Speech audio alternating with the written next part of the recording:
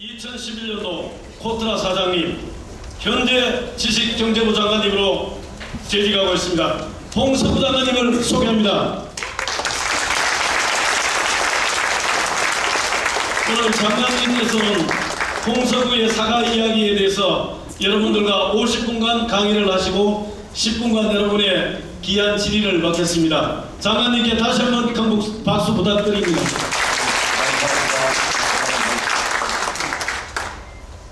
글쎄, 저는 우리 교육과 과목 중에 이제 특강 부분이 있다 그래갖고 또 이게 초대를 받아왔는데 와서 보니까 제가 평상시에 존경을 하다 못해 너무나 제가 어려워하는 우리 정가준 위원장님이 앉아 계시니까 제가 강의가 될지 안 될지 모르겠습니다. 그리고 하여튼 예결위원장 하시면서 어찌나 지식경제부를 많이 도와주셨는지, 지식경제부를 도와주시는 것은 이제 기업을 도와주시는 거니까 기업에 관한 사랑이 이제 많으신 분입니다.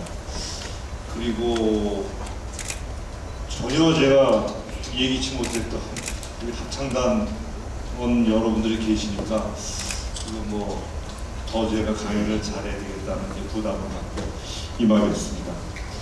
그래서 제가 지금 자리에 놓인 산업정책 그거는 그냥 읽어보시면 머리가 평균 이상이시면은 다 이해가 됩니다. 그러니까 여기 앉아 계신 분들은 대부분이 평균 이상이시기 때문에 혹시 평균 이상이 안 된다고 생각하시면 각별히 제가 따로 설명을 드리겠습니다만, 그건 참고하시고요. 그냥 지식경제부가 산업정책과 무역정책과 에너지정책을 다룬다.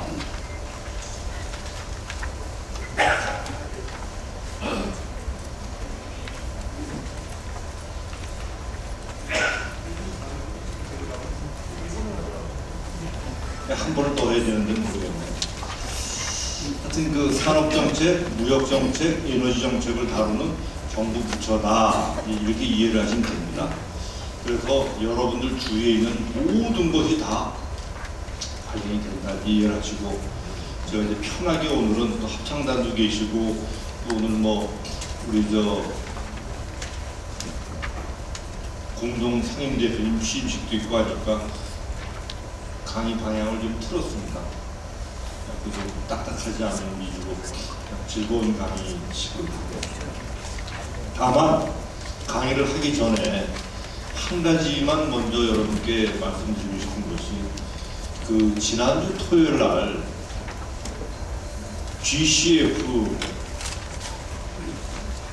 본부가 송도에 유치가 확정됐습니다. 그건 신문 안 보셨어요? 강 대표님? 그래서 어지간한 신문 일면에 다 났습니다, 오늘 아침에. 그것은 GCF 본부가 송도에 유치됐다니까 솔직히 대다수의 국민 여러분들은 또 뭐야, 또 국제기구가 하나 유치했나, 이런 정도로 여기시겠지만, 제 개인적인 평가로는 어지간한 올림픽 한번 유치한 것보다 낫습니다. 그렇게 이해하시면 됩니다. 올림픽 하나 유치한 것보다 낫구나.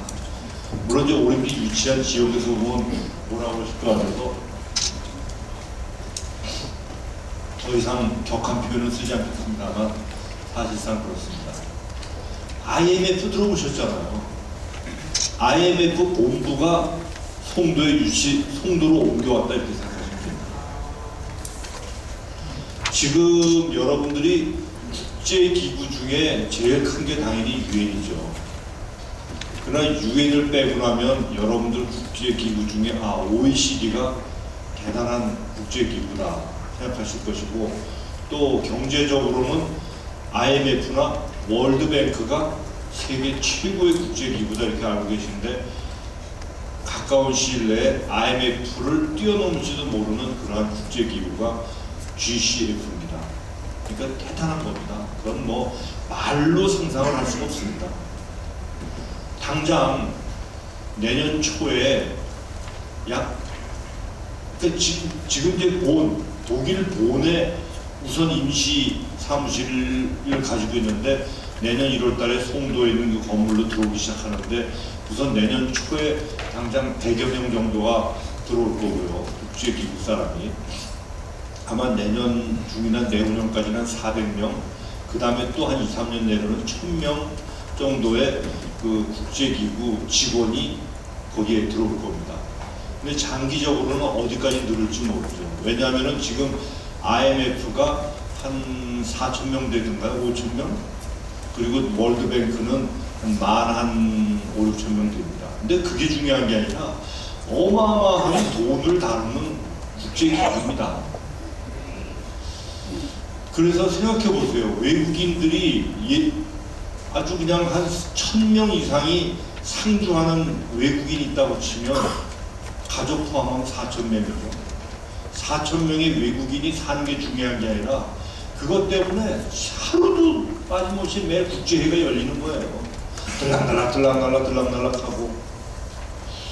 그래서 그거는 여러분들의 상상을 초월하는 국가적인 쾌거입니다. 아마 저희 대선만 앞두지 않았으면 이거 일면 톱을 며칠을 도배해도 시원치 않을 정도의 그 쾌거라고만 이해해 주시면 됩니다. 오죽했으면은 저녁 9시, 8시 뉴스에 근래 드물게 대선 3주자 소식보다 앞에 GCF 유치 소식이 나왔잖아요. 그저께 저녁인가요? 그 정도라고 생각하시면 됩니다. 왜 그러냐면 올림픽 같은 것은 열릴 때 월드컵은 막 화려한데 그 준비할 때 인프라가 좀 깔리는 거지 올림픽이나 월드컵이 끝나고 나면 그 시설을 어떻게 운영하느냐 가지고 헉헉대지 않습니까? 근데 이거는 대한민국이 지구상에 존재하는 한 그 기구는 가는 겁니다. 대한민국 땅에서. 지금 세계적으로 국제기구를, 큰 국제기구를 가지고 있는 도시가 어디입니까?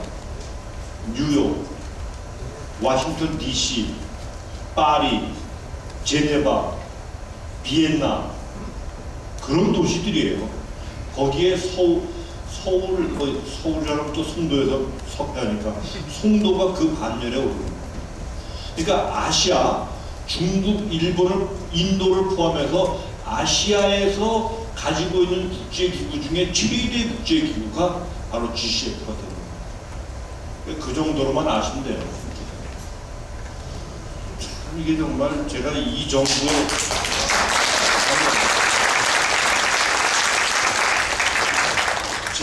정도의 강요만 아니면 이명박 대통령 송독비를 세워줘도 될 정도의 위협이 GCF입니다. 그건 아마 지금은 모르실 거예요. 근데 훗날 이것이 왜 그러냐면 이것이 독일 보온하고 치열하게 붙었어요. 그래서 독일 보온이 유리했고 우리나라는 안 될 거라고 봤습니다. 이거 안 될 거다. 그리고 올 초만 해도 그건 그냥 우리가 녹색 성장을 주장했기 때문에 해보는 거지 안 된다고 봤었어요. 근데 막판 한 일주일 남겨놓고서 선호표가 왔다 갔다 하면서 됐습니다. 그 된 게 결국은 MB 대통령이 전화 통화가 계속 주요한 거예요. 왜 그러냐면요. 똑같아요. 제가 대통령을 한 11개월 옆에서 모셔보니까 외교라는 게 뭐 대단한 것 같죠?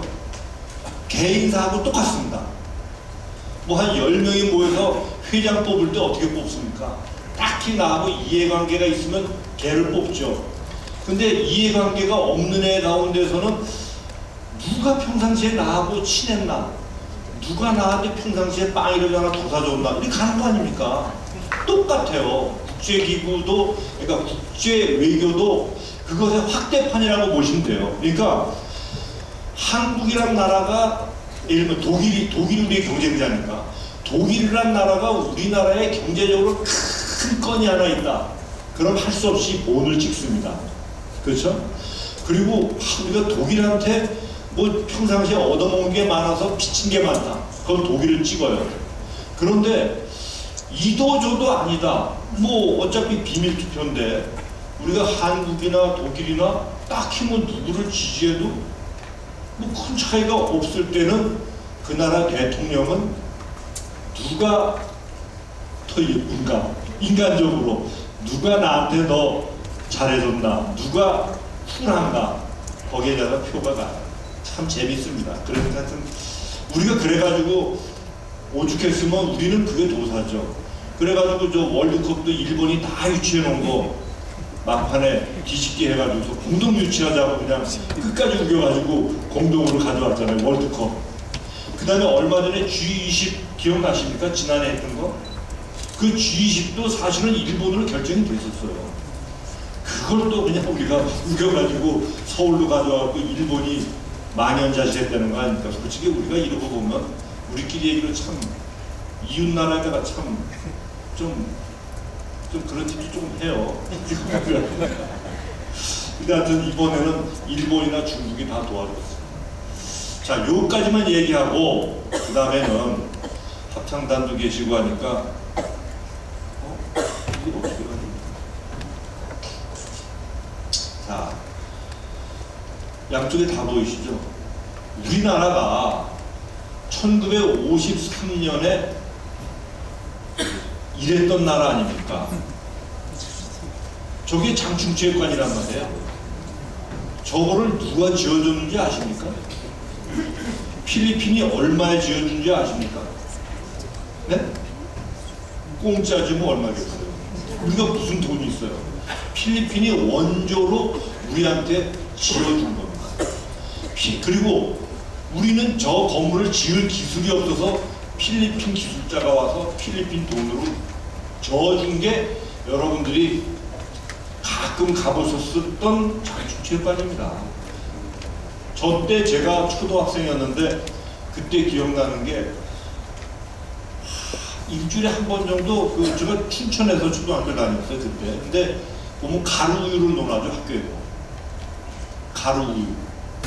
그럼 그건 뭐 합니까? 집에 가서 뭐 물 타서 뭐 핥아 먹기도 하고 어떤 때는 찌면은 이게 완전히 돌덩어리야. 그거 먹다가 이빨 부러진 애들도 있어요. 그런데 제가 지난주에 춘천 그 초등학교를 갔어요. 제 나온데 가서 야 까마득한 후배지 5, 6학년한테 내가 여러 번 말했을 때는 학교에서 일주일에 한 번씩 미국이 원조로 준 가루우유를 나눠줬던 시절이에요. 했더니 아이고 우리는 지금 맨날 무우유 생우유 주는데 지금 그 시절이 그렇게 바뀐 거죠. 요거는 보다시피 접니다. 이거 왜 여기 들어갔습니까? 이 사진이 왜 들어갔겠습니까? 뒤에 계신 두 분은 뭐 이명박 대통령하고 필리핀 대통령입니다. 이게 작년 11월 달에 갔었는데 저때 필리핀을 가서 뭘 논의했겠습니까? 대한민국이 필리핀한테 무상 원조를 얼마를 할 것인가를 논의했다는 얘기입니다. 대단한 거죠. 1900년대, 1950년대, 1960년대 초반에 우리에게 장충체육관을 지어줬던 나라에 2011년에는 그 나라의 원조를 우리가 얼마를 줄까 하고 논의하러 갔다 이거예요. 대한민국은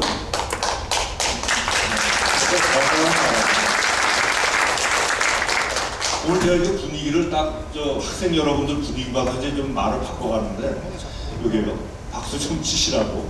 근데 우리나라가 원조를 받다가 원조를 주는 나라가 세상에 몇 개가 있겠습니까? 지구에 몇 개가 있겠습니까?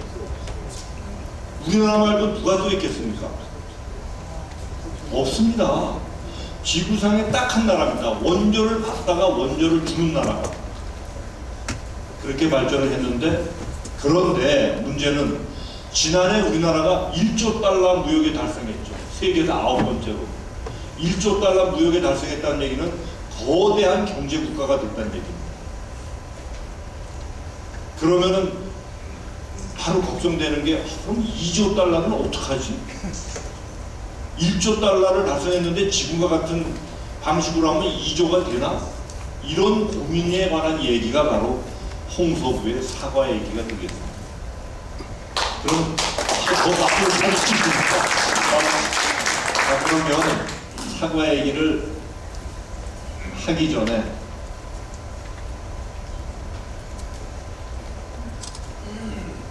여러분들하고 좀 재밌으라고.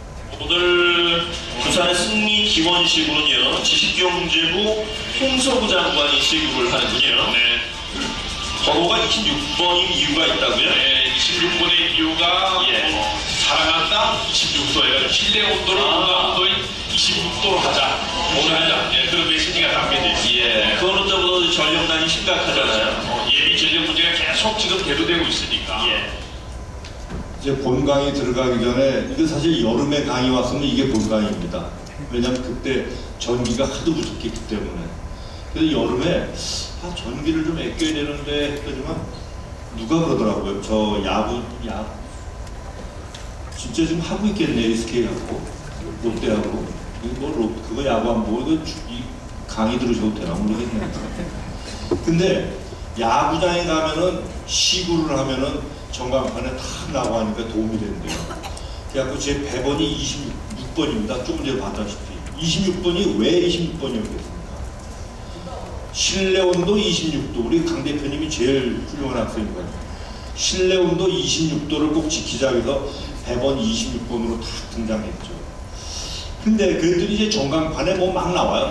뭐 전기 어쩌고 막 나와서 홍보는 됐는데 또 TV 중계도 됐으니까 뭐 허구현 해설자가 그러니까 뭐 실내 온도를 26도로 유지해야 된다는 얘기군요. 지식경제부 장관이 이러한 시점에 참 잘 나왔습니다. 뭐 시의적절합니다. 요래서 광고가 된 것까지는 좋은데 혹시 이 중에 야구장에 시구하러 나오라 그러면 그 함부로 오게 하지 마십시오. 큰일 납니다. 제가 우리 직원들이 그러길래 그러자고 까는 거 시구 뭐 이래서 시구 생각하는 거니까 시구 하니까 동네 야구장에서 그거 뭐 던지는 거 이렇게 생각을 딱 했어요. 순간적으로 야구장에 딱 도착해서 요 밑에서 요 밑으로 보는 데 있잖아요. K차 뒤에 딱 이러고 보는데 관중석이 웅성웅성하고 하니까 야 이거 내가 잘못 왔구나 싶은데 이게 장난이 아닌 거야. 그랬더니 그 두산 측에서 그 야구 연습장이 있더라고요. 실내에. 그래서 야구 연습장에 가서 시구 연습을 하려는데 처음에 한 2개는 조심스럽게 던지니까 이 받아주는 사람이 뭐 이렇게 왔다 갔다 하면서 봤더니 3번째부터는 천장으로 가고 요리로 가고 이리로 가는데 벌써 힘이 빠져가지고 그랬더니 걱정이 되니까 그냥 힘 비축하는 게 낫겠다고 그만 던지시라고. 그러면서 하는 소리가 공은 딱 1개입니다. 그래서 내가 아니 투수도 올라가면 10몇 개씩 연습을 하고 던지는데 왜 나는 1개냐 그랬더니 그건 이유가 없고 자우지는 온리 원입니다. 그러는 거예요. 올라가는데 그 인형이 인형 곰 인형이 저 손을 잡고 올라가는데 한 발 한 발이 그렇게 무거울 수가 없어요. 막 관중이 보이지 않으니까 막 주저앉겠는 거예요 이게. 진짜 뭐 그렇습니다. 안 올라가 보셔서 모르지. 근데 시구하는 걸 조금 가까운 데서 해요. 근데 딱 서서 보니까 캐차가 안 보여. 질려서 기가 죽어서 안 보이기도 하는데 그렇게 멀어요 캐차가. 포수가. 왜 뭐냐면요 멀게 보여요. 포수 뒤가 저런 벽이 아니고 꽤 넓은 그 마당이잖아요. 포수 뒤가. 그게 마당에 앉아있기 때문에 굉장히 멀리 보인답니다. 시각적으로.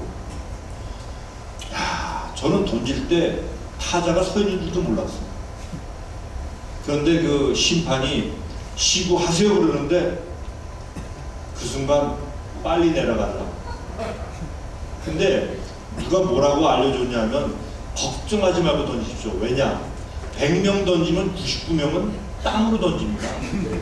따라서 공은 굴러서 들어가게 돼 있고 타자는 어떤 공이 들어와도 휘두르게 돼 있으니까 걱정하지 말고 그냥 던지래. 그래서 저도 빨리 내려오려고 던졌는데 던지고 났더니 인코스 꽉 찬 낮은 스트라이크.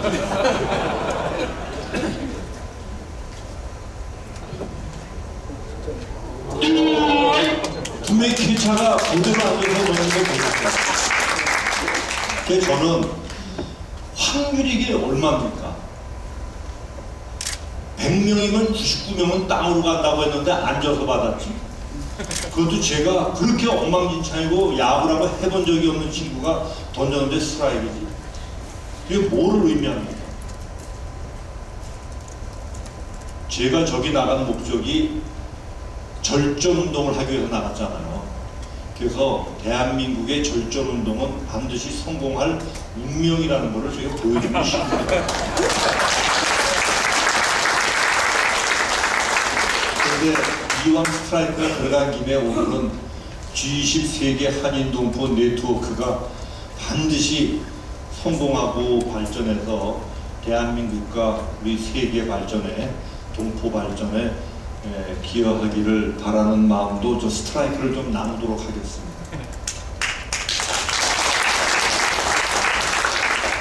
그건 이제 지나가고요.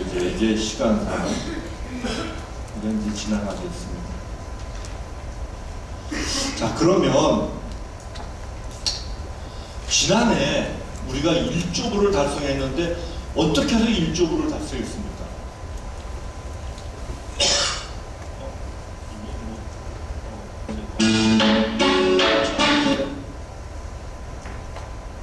죄송합니다. 이거 이렇게 뒤로 많이 가나? 1조 불을 달성한 데에는 세계에서 9번째로 반도체, 섬유, 자동차, IT, 화학, 조선 이런 산업의 발전을 통해서 우리가 세계에서 9번째로 1조 불에 달성이 됐습니다. 그러면 바로 여러분이 생각하셔야 될 것이 2조 달러는 언제 달성할 것이냐. 2조 달러로 안 가면 무슨 문제가 있냐면요. 여러분들의 자손들이 다닐 직장이 없어져요. 직장이 없어진다. 계속 경쟁이 커야 됩니다. 그러면 1조 달러가 세계에서 9번째인데 지금 하듯이 하면 될까 하는 고민을 정부는 요즘도 하고 있고 앞으로도 계속 해야 되는 거고 지금 대선 주자들도 저런 걸 이제 고민하실 거예요. 자, 그런데 방법은 길은 두 가지죠. 하나는 저 사과를 크게 하는데 또 하나는 사과를 많이 열리게 하는데 간단하지 않습니까? 저 사과를 모은 게 1조니까 사과를 크게 하면 되고 사과를 많이 열리게 하면 되지 않겠습니까? 사과를 크게 하는 방법 중에는 바로 이런 게 있죠. 사과를 크게 하면 되는데 크게 하기 위해서는 과거에는 여러분들이 쉽게 얘기하는 것이 뭐 대기업이나 재벌 위주 아니었겠습니까? 위주는 아닌데 그렇게들 많이 생각하죠. 그리고 정부도 그렇게 한 경향이 있어요. 왜냐하면 그것이 좀 수월하니까.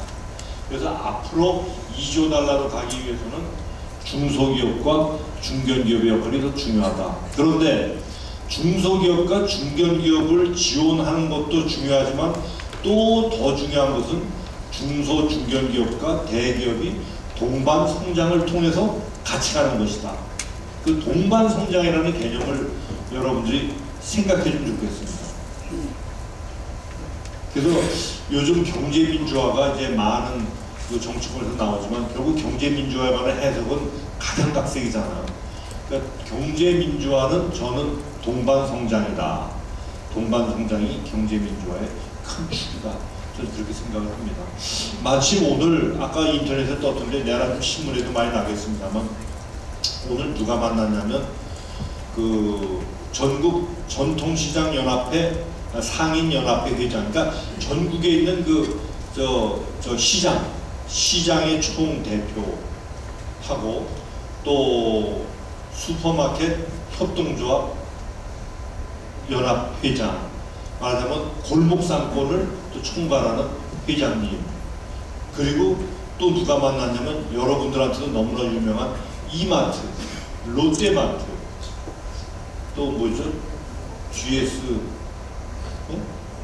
홈플러스, 그 다음에 또 SSM 있잖아요. 뭐 저 큰 것들, 거기에 사장들이 직접 나왔어요. 대표가.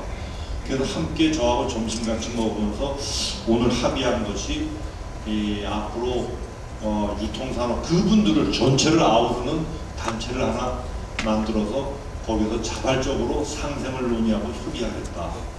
그 다음에 현재 논의 중인 그 대형마트의 중소도시 진출은 자제하겠다.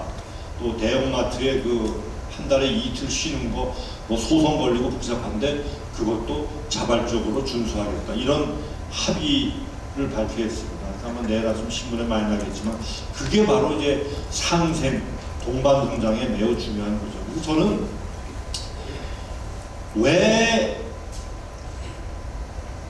지금 국회에 보면은 뭐 유통법을 강화해서 더 골목상권을 위하고 대기업의 골목상권 진출을 억제하겠다는 법안이 많이 나와 있음에도 불구하고 왜 중소상인들이 거기에 합의를 했겠어요?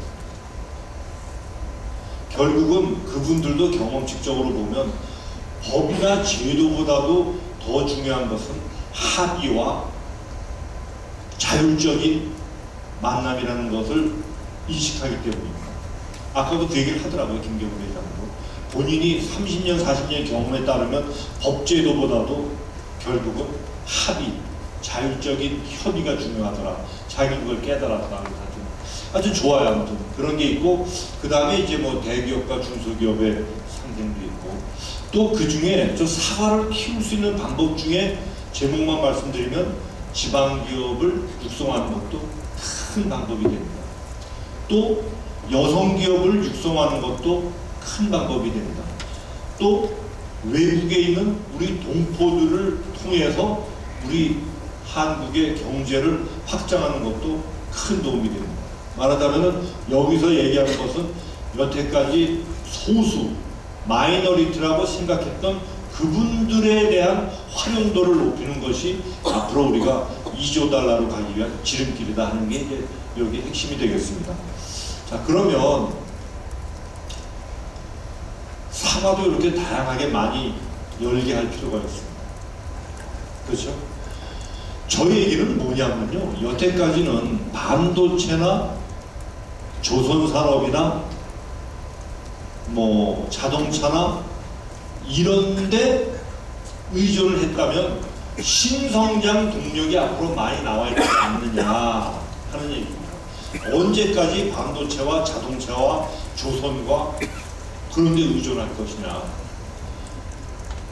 그럼 앞으로는 뭐가 신성장 동력일 것이냐. 여러분들이 기업을 하시는 분들은 물론이지만 기업을 안 하시더라도 우리가 기억해 둘 것은 융합이라는 두 단어입니다. 융합이라는 두 단어는 어딜 가시더라도 기억을 해야 될 거다 그렇게 생각합니다. 제가 한 석 달 전에 그 실리콘밸리를 갔다 왔었어요. 실리콘밸리를. 이게 사실 합창단이 계실 줄 알았으면 이거를 여기다 꼭 구성하긴 하는 건데, 이거 내가 오늘 오전에 좀 발랄하게 보일 필요가 있는 행사가 있다고 했더니 우리 집사람이 이걸 하나 어디서 샀다고 들고 나가서 여기다 뽑으라고 그러더라고요. 근데 뽑으니까 좀 맞은 것 같더라고요. 갑자기 찾아냈어요. 너무 높나 이게? 좀 그래? 괜찮습니까? 뭐 박수 받는 방법도 여러 가지가 있다는 거 오늘 좀 터득하고 갑니다.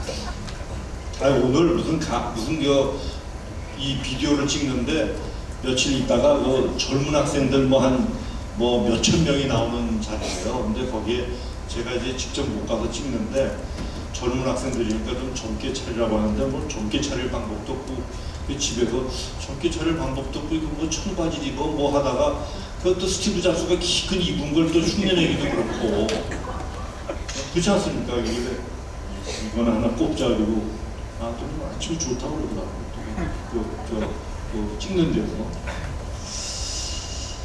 근데 제가 2달 전에 실리콘밸리를 갔는데 실리콘밸리에서 이러는 거예요. 장관님, 실리콘밸리가 제2의 디트로이트랍니다. 그러는 거야. 그 소리는 뭐냐면 여태까지 자동차는 디트로이트에서 만드는 줄 알았는데 실리콘밸리에서 만든다는 겁니다. 앞으로. 무슨 자동차를 만듭니까? 거기서 전기 자동차나 무인 자동차 같은 것이 실리콘밸리에서 태어난다는 거죠. 이미 많이 진도가 되고 있고, 또 한 사람은 이러는 거야. 근데요, 실리콘밸리에서는 더 이상 IT라는 말을 듣기가 쉽지 않습니다. 이게 말이 됩니까? IT의 본산지에서 더 이상 IT라는 말을 듣기가 쉽지 않습니다.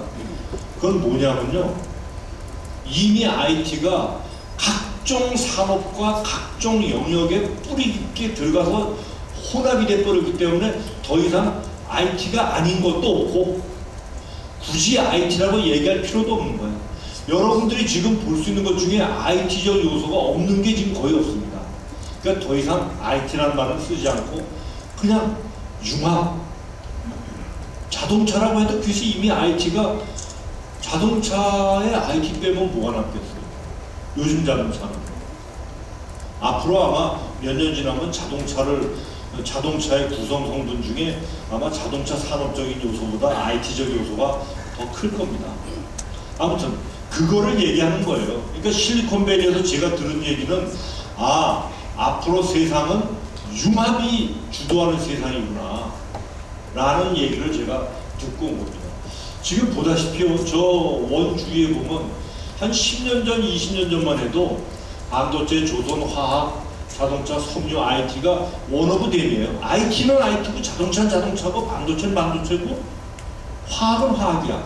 근데 지금은 아니에요. 지금은 조선이고 화학이고 자동차고 섬유고 IT가 확 연결이 돼서 더 이상 구분이 안 되는 융합의 시대로 간 겁니다. 그런데 거기에 멈추지 않고 교육, 복지, 법률, 환경, 의료와 같은 우리 생활주의의 환경도 IT와 결합이 돼서 이제는 간다. 그러니까 여러분들이 먹거리를 찾으려고 하면 IT에서 찾아라. 융합이 뭡니까? 그랬더니 1 더하기 1은 2가 아닙니다. 융합이란 가치와 가치가 만나서 완전히 다른 성질의 제3의 가치를 만들어내는 걸 융합이라고 얘기를 한답니다.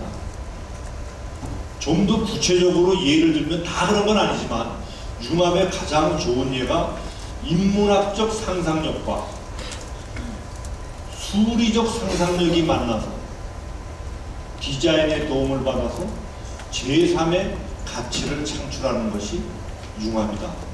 가장 대표적인 게 스마트폰이죠. 인문학적 상상력, 인간이 어떻게 하면 편히 있어라.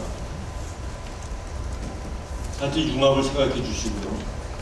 그 다음에 또 앞으로 우리가 중요시해야 될 것은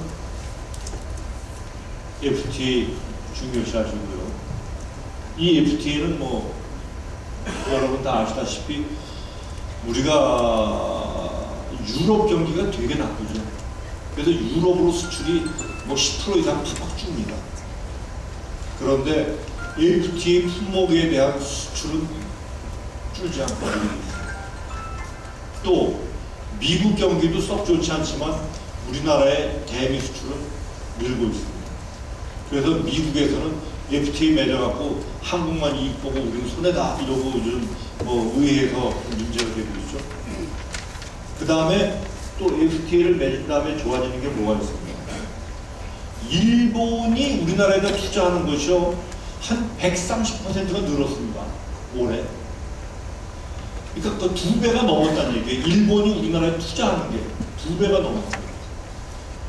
미국도 미국 기업이 우리나라에 투자하는 게 80% 정도가 늘었습니다. 외국인 투자가. 유럽도 우리나라에 투자하는 게 그렇게 유럽 경기가 나쁜데도 5%가 6% 플러스예요. 그 효과는 상당 부분은 FTA 효과로 보고 있습니다. 요거는 여러분들 그 다음에는 셰일가스라는 것도 신문에 하도 나도 더 이상 반복하기도 뭐하지만 그 셰일가스는 상식적으로 이거를 상식적으로도 설명을 드리면 보통 가스는 1km 이내 한 뭐 7,000m, 8,000m 아니 700m, 800m 그 정도에서 가스를 꺼낸다고 합니다. 그런데 이 그새 까먹었는데 한 뭐 몇 킬로 한 한 뭐 2km 넘고 뭐 그런 이제 한 5km까지도 되는 그런 깊은 데서 뽑아내는 가스가 셰일 가스라고. 근데 인간이 못하는 게 없는 게 원래는 지구가 뒤엎여서 가스가 생겼을 때 그 가스는 셰일 가스의 형태로 땅 밑에 있다고 합니다. 셰일 가스란 뭐냐면요, 딱딱한 진흙 속에 기름이 방울방울로 들어있는 거야. 방울방울로. 그런데 그 방울방울이 일정한 힘을 받아서 위로 올라오다 보면 어딘가 이 거북등 형태의, 저기 제일 왼쪽에 보이는 거죠, 거북등 형태의 그 배사 구조를 가진 대로 모이면 그 기름이나 가스가 모이잖아요. 그러니까 우리는 지금 이렇게 모여 있는 것만 꺼내는 거죠. 그러니까 저기다가 파이프만 박으면 가스가 펑펑 나오는 거죠. 그런 것만 썼는데 아주 깊은 땅 속에 그 방울방울 모여 있는 그 가스까지도 우리가 파낼 수 있는 기술이 최근에 개발이 된 겁니다.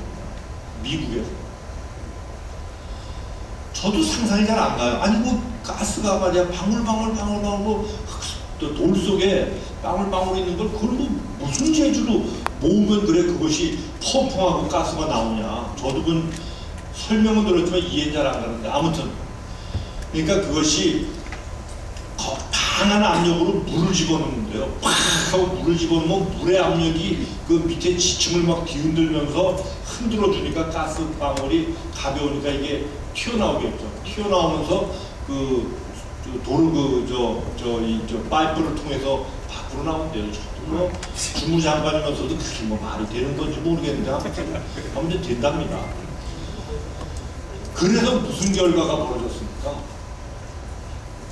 미국이 갑자기 가스 수출 문제에 끌었어. 미국은 가스 수입국입니다. 그래서 카타르라는 나라가 가스를 미국에다 수출하겠다고 거대한 가스 탱크를 플로리다주, 텍사스주 플로리다에다가 건설을 했어요. 자기네 가스 거기다 갖다 놓고 미국에다 팔 거라고. 그랬는데 그 가스 저장 시설이 완공될 쯤에 셰일가스가 나오면서 거꾸로 미국은 수입할 일이 없어졌어. 그래서 그 탱크를 뭘로 쓰다는 줄 압니까?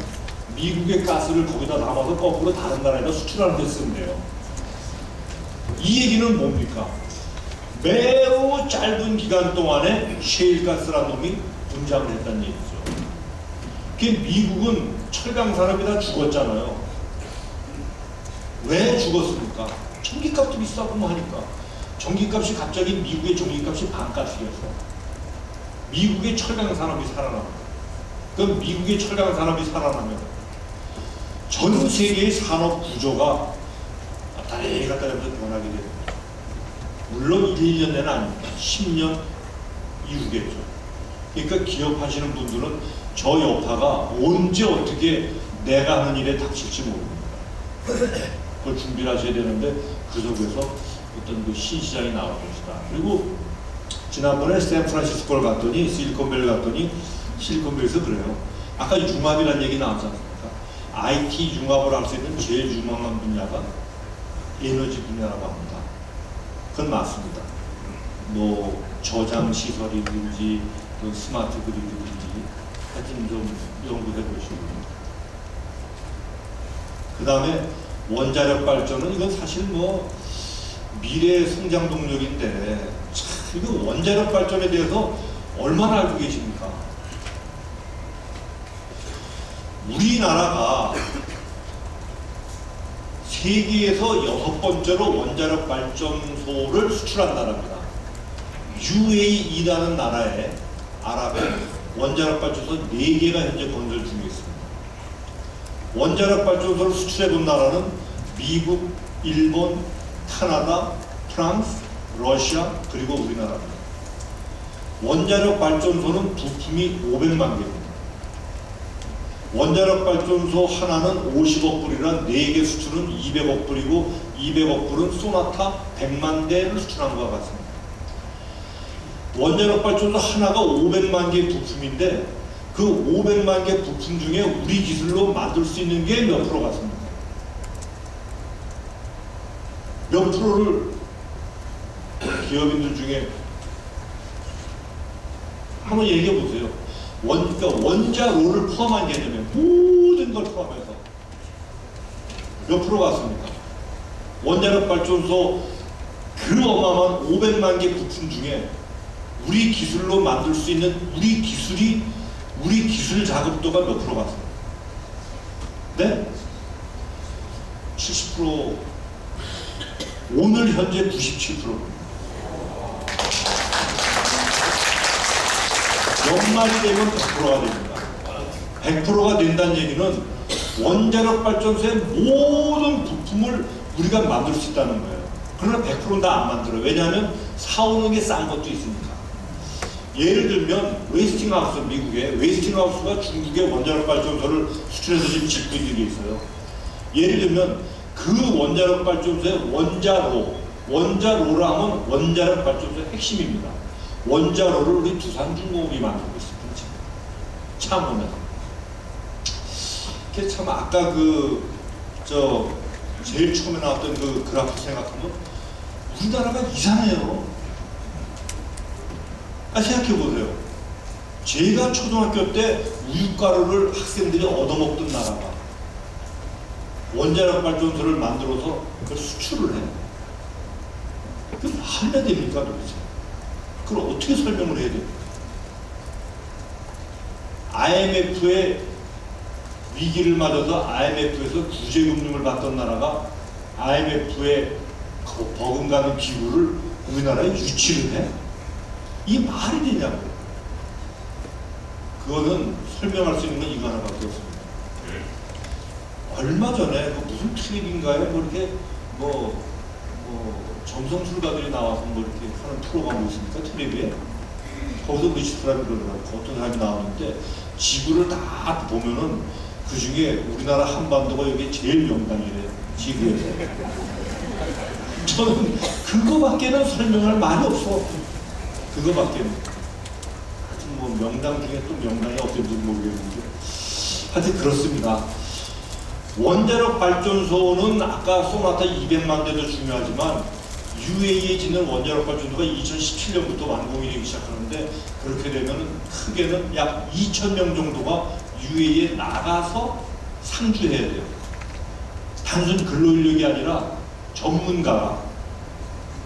그래서 지금 걱정이 2,000명을 빨리 교육시키는 게 걱정이에요. 아무나 내보낼 수 없잖아요. 그러니까 그거는 일자리 창출에도 많은 도움을 줍니다. 자, 아무튼 그 외에도 CT, 탄소, 항공, 우리가 미래 먹거리로 지금 준비하는 게 많지만 그런 것도 있다 생각하시고, 왜냐하면 강의는 끝이 있는 거니까. 그래서 오늘 색다른 자리고 오늘 좋은 자리라 저도 조금 전에 그것까지를 얘기하고 좀 자세히 얘기하고 끝내려다가 요거는 원래는 이게 올 여름에 대한상이 전경련 또 흑인협회 이런 데서 운유협회 이런 데서 여름에 제주도 특강을 좀 절로 와달라고 했어요. 근데 제주도까지 가가지고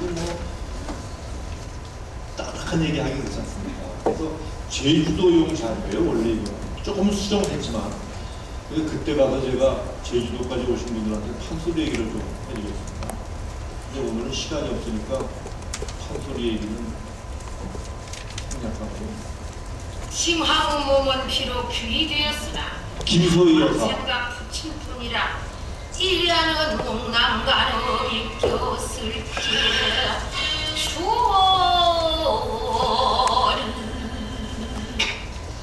이거 굉장히 스피커가 좋으네요, 여기는.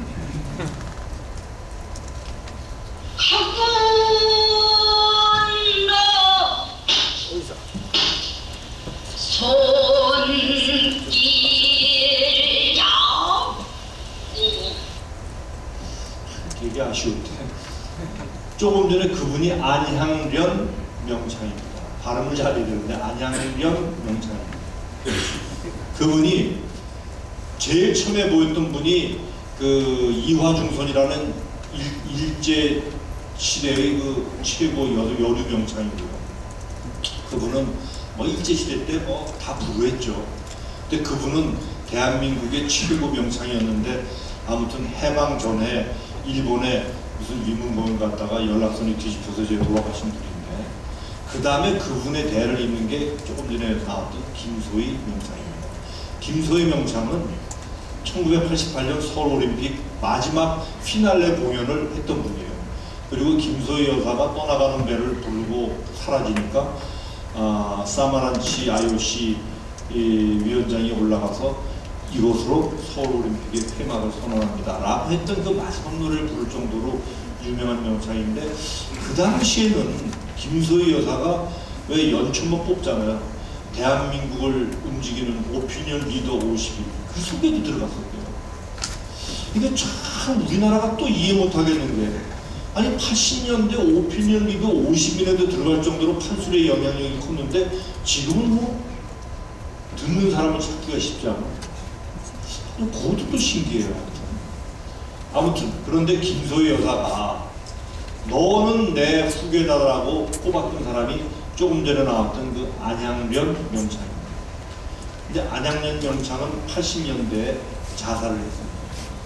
자살을 한 이유는 하여튼 이게 하여튼 그게 꼭 문제인데 그 유부남이면서 화가인 어떤 사람하고 깊은 사랑에 빠졌어요. 그래가지고 자기가 이룰 수 없는 사랑을 절망한 나머지 생을 마감하고 나온 것이 안양련 명창입니다. 그랬더니 혹자는 조금 전에 들었던 노래가 그 심청가 중에 그 곽씨 부인이 부르는 노래인데요. 왜 그 죽잖아요, 심청이 엄마가. 그래갖고 청아 내가 죽을 것 같으면 네가 태어나지 말았어야 되고 네가 태어날 것 같았으면 내가 건강하게 살아야 되는데 나 죽고 너 태어나니 이 무슨 운명의 장난이란 말이야. 바로 그 노래입니다. 얼마나 절절하겠어요. 그 절절한 걸 너무 잘 불러서 그래서 일찍 생을 마감했다. 또 이런 또 말을 만들어내신 분도 있습니다. 그래서 옛날에 보면 우리가 성악가 중에 그 윤심덕 여사는 일제시대 때 우리나라 최초의 성악가죠. 그분은 또 유부남인 또 시인하고 사랑에 빠져가지고 현해산에 몸을 던지지 않습니까? 이루지 못할 사랑을 비관해서 이분은 또 조금 전에 그분은 그렇게 됐습니다. 자, 그리고 마지막 요 화면입니다. 이분은 임방울입니다. 임방울 명창입니다. 여성 명창 중에 김소희와 안양련이 있다면 남자에는 임방울이 있다 라고 할 정도로 왼쪽 분입니다. 저분도 또 60년대 초에 비명의 생을 마감했죠. 저분. 근데 저분이 일제시대 때 1930년경에 노래부터 들어볼까요? 쑥대머리 부시디요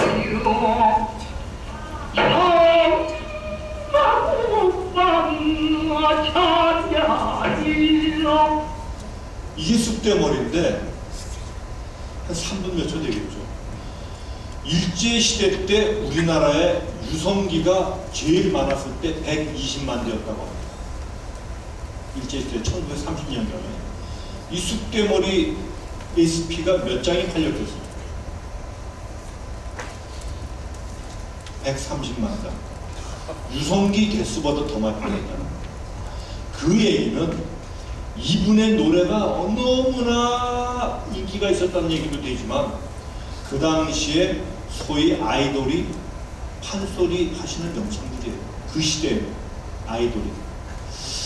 그게 제가 눈치채셨겠지만 제 경력이 지난 정부 때 쭉 관료를 하다가 지금 이번에 MB 정부 들어와갖고 중소기업 총장을 했어요.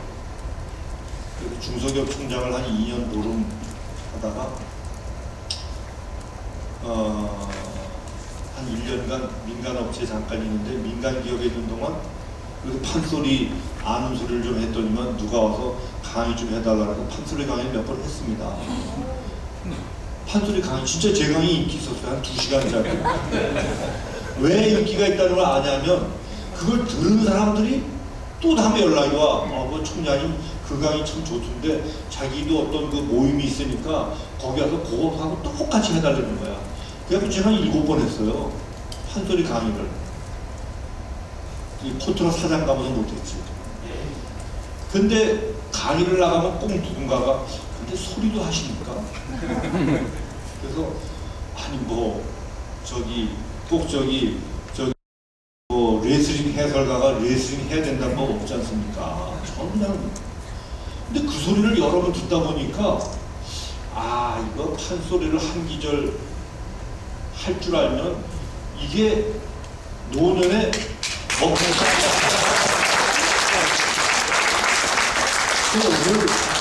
오늘 박수 받는 유형이 다양합니다. 아니 자 한번 들어보세요. 그 판소리를 한 기절 하면 이게 노년에 먹거리가 되겠더라고요. 그래서 제가 배웠어요. 한 2달. 진짜. 근데 판소리 2달 배우면 뭐가 아무것도 안 됩니다. 판소리 2달이 뭐겠습니까? 그리고 이제 코트라 사장 가는 바람에 못하고 다시 코트라 사장 좀 익숙해지면 판소리를 배우려고 하는데 딸랑 코트라 사장 제가 4개월밖에 못했어요. 4개월밖에 못한 다음에 또 장관으로 불려가는 바람에 또 못했죠. 근데 지난해 12월 달에 무역 1조 달러를 달성하고는 그걸 홍보하기 위해서 어떻게 홍보를 할까 그러다가 맨날 무슨 뭐 저 전문가들 앞에서 홍보해서 소용이 없고 이번에는 주부들한테 홍보를 해보자. 그래 애들한테 우리나라 무역 1조 달러의 비상을 얘기하지 않겠냐. 그럼 주부들한테 홍보하는 방법은 KBS의 아침마당에 나가면 그게 좋겠다. 그래서 아침마당에 한번 섭외해보랬더니 기다렸다는 듯이 어이구 장관이 나온다는 우리 대환영이라고 주부 프로에 그랬는데 그게 생방송이에요 아침마당에. 근데 딱 일주일 전에 작가가 오더니만 이것저것 말을 시켰는데 생방송을 어떻게 하는지 알아? 이것저것 말을 시켜요. 물어보면 답하고 물어보면 답하고 이렇지 않습니까? 물어보면 답하고 알겠습니다. 아주 잘해서 시나리오 없겠습니다 하고 가면 그 양반이 나한테 묻고 답한 거를 내가 답한 거를 답할 수 있는 질문을 해. 그러니까 이게 제가 턱턱 나오는 거야. 아 생방송 그렇게 하는 거더라고요. 네. 연습시키는 거예요 한마디로. 근데 막판에 그 작가가 근데 총장님 장관님 어디서 인터넷에서 보다 보니까 판소리를 뭐 한 2달 배우셨다는 글귀가 어디 있던데 방송에 나와서 판소리 한번 하시죠 그러는 거예요. 그래서 내가 2달 배운 거는 절대로 생방송에서 할 수 없습니다 했더니 아니 원래 실수하는 게 방송은 더 재미난 법입니다. 아 그러는 거예요. 그래서 내가 절대로 안 된다. 나를 시키지 마라. 라고 방송에 나갔습니다. 판소리도 하신대요. 배우셨대요. 노력하셨대요. 아까 주현미 씨도 노래하시는 거 보셨죠?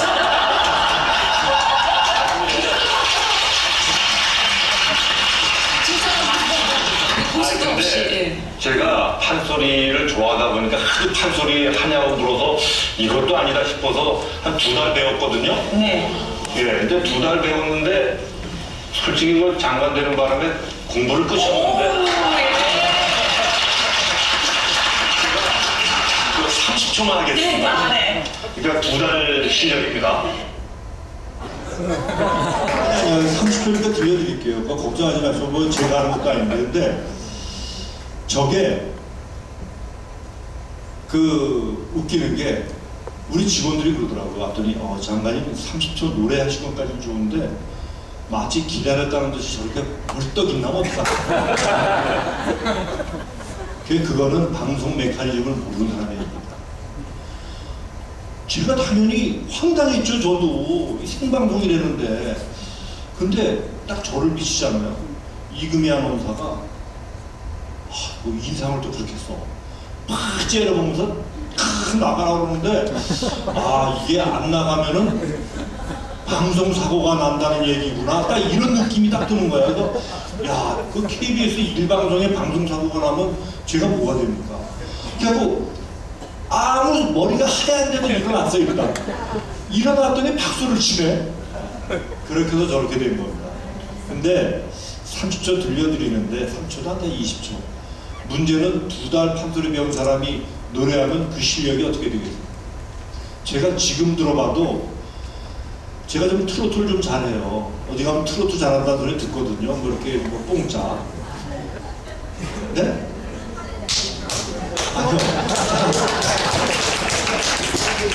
그래서 저 노래를 들어보면은 판소리인지 트로트인지 좀 헷갈려. 그 중간적인 음역이야.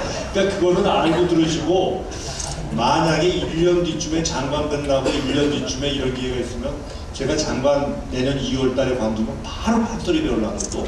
그때는 트로트 길을 쫙 빼고 들려줄 테니까 지금은 그냥 트로트인지 판소리인지 그냥 들어주십시오. 화공을 불러라.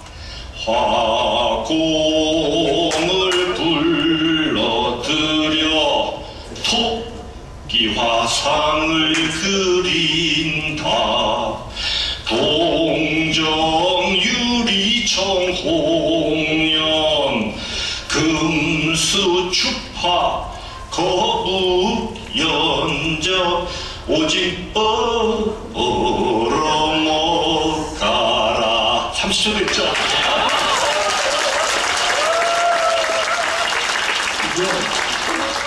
이게 좀 웃기긴 웃겼나봐요. 왜 노래가 나니까 이거 웃는 분들이 몇 분 있어요. 그래가지고 그러네. 하여튼 뭐 제 실력은 저 정도고요. 그 다음에 여러분들 하여튼 오늘 뭐 하다 보니까 이제 수다를 떨어서 시간이 다 됐는데 오늘 뭐 강의 경청해 주셔서 감사하고 G20 세계 한인동포 네트워크 잘 그 시작이 되셔가지고 하여튼 뭐 우리 동포들에게도 도움이 되고 또 대한민국에도 도움이 되는 그런 훌륭한 네트워크 되시기 바라겠습니다. 오늘 뭐 시간은 됐으니까 질문은 제 정권으로 생략하도록 하겠습니다. 감사합니다.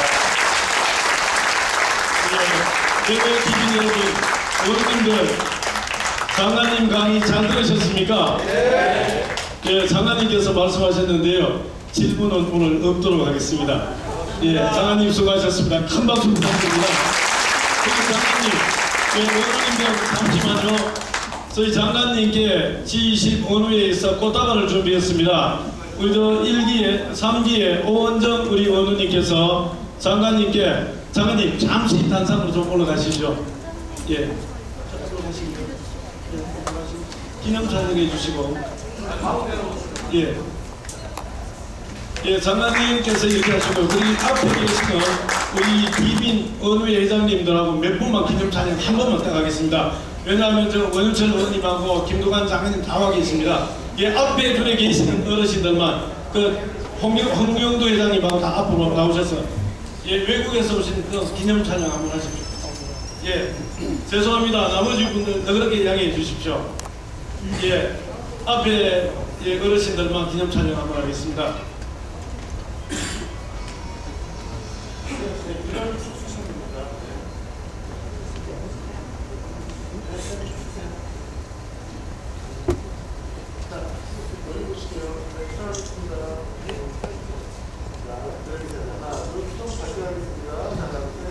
자, 다음은 우리 홍석구 장관님 화이팅 가보겠습니다. 홍석구 장관님 화이팅!